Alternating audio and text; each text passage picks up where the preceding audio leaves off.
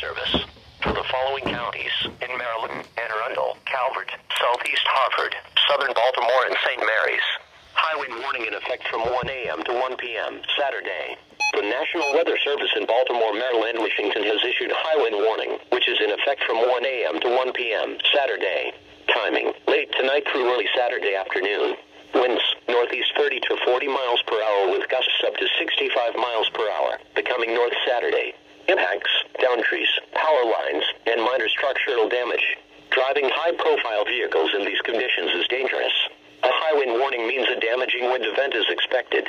Sustained winds of at least 40 miles per hour or gusts of 58 miles per hour or more will cause tree and property damage.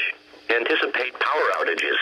If you live near large trees, remain in a lower level of your home or seek shelter elsewhere if possible.